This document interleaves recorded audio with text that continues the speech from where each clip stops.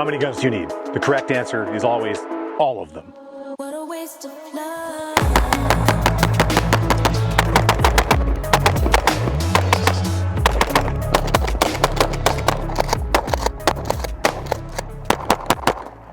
Cool. Welcome back, everybody. Mike here for ironinfidel.com. Today we're going to talk about how many guns do you need. Now, you can have as many as you want, but if you have to limit yourself for budgetary reasons, or you just choose to limit yourself, or maybe your significant other has limited you by not your own means or whatever.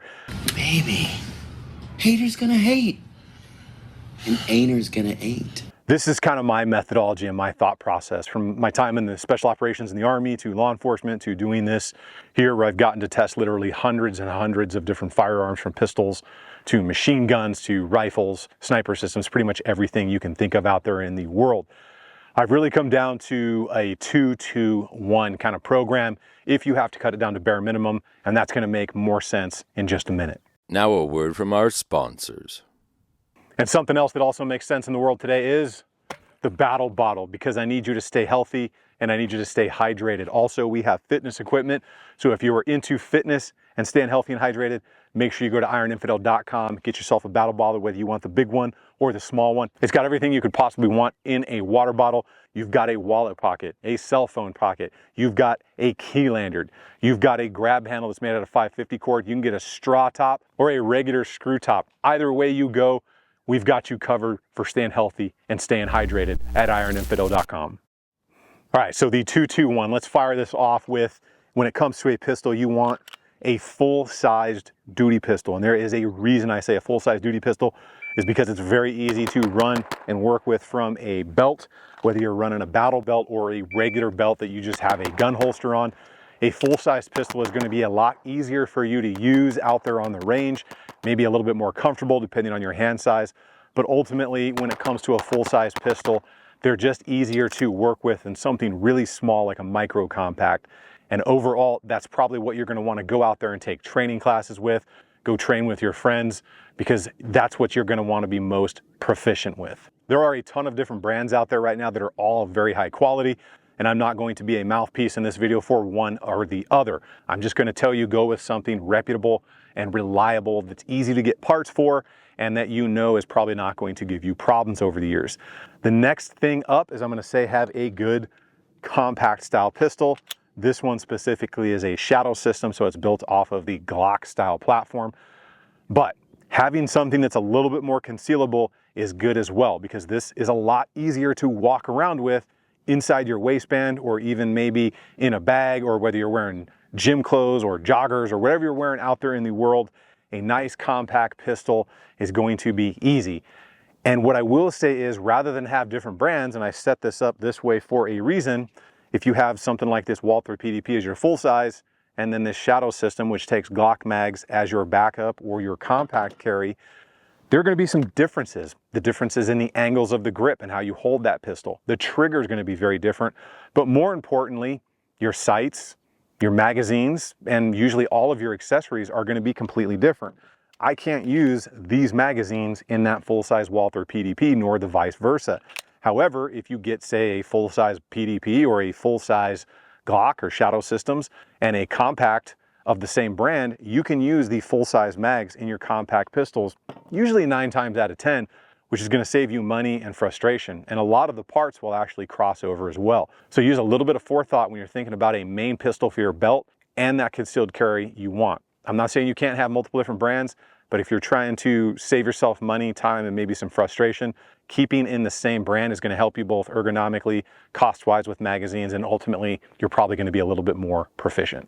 Next up in the 2-2-1 equation is going to be a good main battle rifle. This one is the Geisley URGI right here, but the AR style rifle. So this is America's rifle, right? I think we all know that.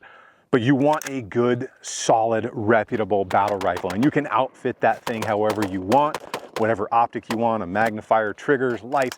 The world is your oyster when it comes to a straight battle rifle like this, because for the most part, if it's a standardized mil-spec style AR-15, all of these parts are going to work across them.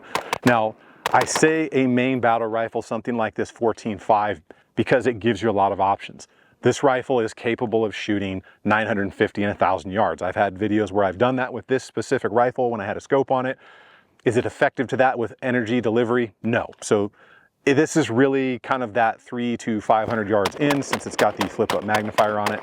But you can get everything pretty much done with this thing, from law enforcement, military use, home defense, self-defense, fun out on the range.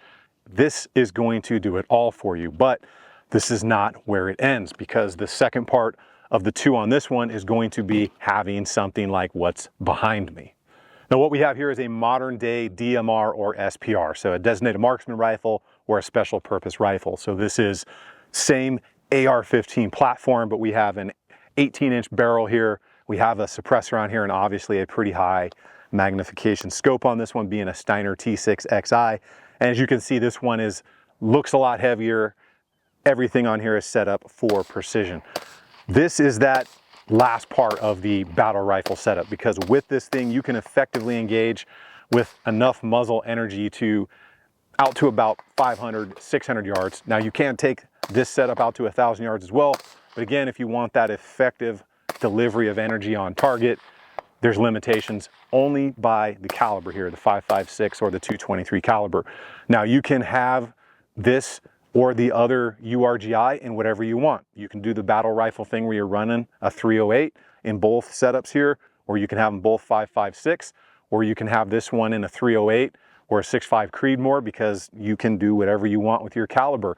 They will be similar at that point, but they will not take the same parts. They will not take the same magazines, and obviously you can't cross ammunition, which is why for me, my main battle rifle is the 14.5 and 5.56, and then my DMR out to like 600 yards, which is a really good distance. If you think about that, that's 5-6 football fields away.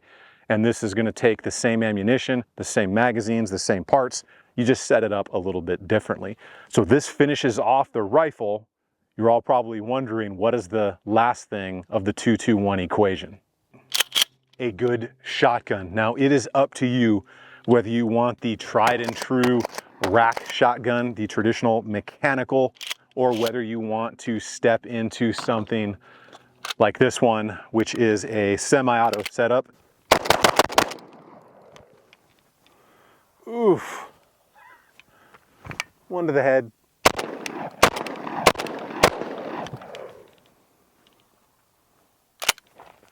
And there are a ton of them out there in the world. The one difference between the shotgun is something like the semi-auto version is going to need a little bit more maintenance and might not be as easy to work on as compared to the good old school rackable shotgun. Plus, do it with me one time, because there is nothing that buckles people's knees like the sound of a racking shotgun. I want you to close your eyes and imagine hearing this and you don't know where it came from.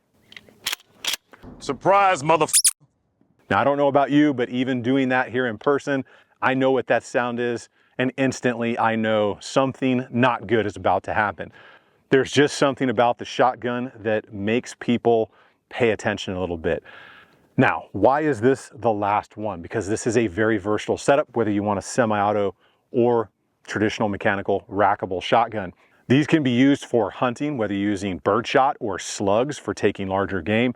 They are good for home defense, not as awesome as a lot of people say or think they are, but it is versatile in its own right. Some people think they are antiquated. Again, anybody that thinks that this thing is antiquated, when you hear that behind you, you're probably not going to think it's very antiquated at that point. Me personally, I love semi-auto shotguns because you can run them so fast, you can run them clean, but they will fail more often than a mechanical shotgun. I'm not saying they're going to fail, period. Now, that's not a knock on any brand, but anything semi-auto is going to need a little bit more maintenance than something that's going to work just old school mechanical force like something like the 870 does. Whether you choose to go with one over the other, completely up to you. All right, so to wrap this up here, the 2-2-1 program, should you need to limit yourself, whether it's budgetary concerns or because you just don't want a ton of different stuff in your safe. 2 pistols, a good, solid, duty-sized pistol for your main battle belt, and a solid backup pistol that is a lot easier to carry around with you on the daily out there in the world, preferably of the same brand so you can cross over parts, magazines, save yourself a little bit of additional training because of the different triggers and ergonomics. It's just easier to go with the same brand. Again, On the rifle aspect, you want a solid battle rifle, something you can count on day in, day out, and you know is going to work. And then a good solid distance setup. You're not looking for crazy long range, shooting a mile, anything like that. You just want to give yourself a good 300 to 600 yard setup where you can handle business, have a little bit of fun at longer distances. When it comes to the last one, the shotgun, pick one, whether it's mechanical, semi-auto, but ultimately you probably don't need multiple shotguns laying around unless you just really want one. But that is going to round out your collection very well, and it's going to be very versatile when you think about it. Everything from self-defense, home defense, hunting, or just having fun out on the range. And that about wraps it up. Make sure you check out ironinfidel.com and the battle bottles and of course all the fitness gear, because I need you to stay healthy and I need you to stay hydrated out there in the world. Keep doing your thing out there on the range, and I'll see you on the next one. Or a regular sip tup, or a regular. A regular.